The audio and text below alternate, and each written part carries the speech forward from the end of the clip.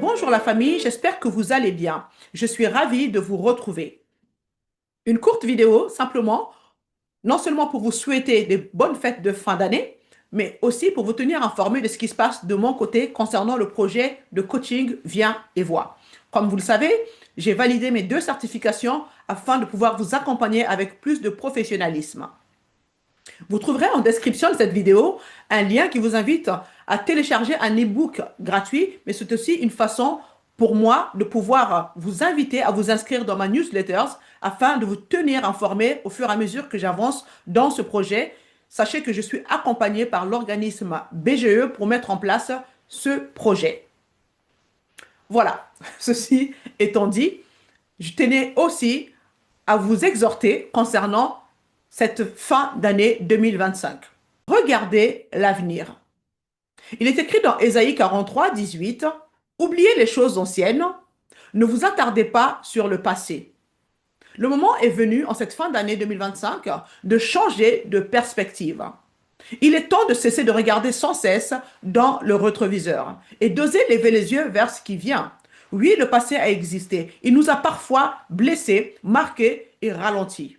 Mais il ne nous définit pas. Ce qui est derrière appartient déjà à hier. Mais devant nous, il y a encore une route ouverte, une histoire qui n'a pas fini de s'écrire. Alors regardez devant vous avec confiance, avec espérance, parce que celui qui vit en nous est plus grand que celui qui inspire ce monde. Dieu a formé pour nous des projets de paix et non de malheur, afin de nous donner un avenir et de l'espérance. Notre Dieu n'est pas un homme pour mentir. Ce qu'il a dit, il l'accomplira. Laissez votre cœur se remplir d'anticipation, de paix et d'espérance. Noël nous rappelle justement cela. Au cœur même de l'obscurité, une lumière apparaît. Une lumière qui ne nie pas la nuit, mais qui la traverse et la chasse. Là où il y a la lumière, les ténèbres ne peuvent subsister. Si vous marchez avec Jésus-Christ, vous serez dans la lumière parce que lui-même est la lumière. Nous sommes la lumière du monde. En ce temps particulier, prions Dieu pour qu'il nous aide à accueillir notre passé avec vérité, mais sans culpabilité, sans regret, afin d'embrasser pleinement l'avenir qu'il a placé devant nous. Vous savez, Jésus nous a libérés de la honte, de la culpabilité, de la condamnation, de la mort, du péché, des regrets. Amen. Un avenir que Dieu nous offre par notre Seigneur Jésus-Christ. Il est dit dans Jean 10, 10 que le diable ne vient que pour voler, tuer et détruire. Mais moi, je suis venu afin de vous donner un avenir et de l'espérance. Amen. Nous pouvons choisir de vivre cet avenir debout, conscient, libre et confiante.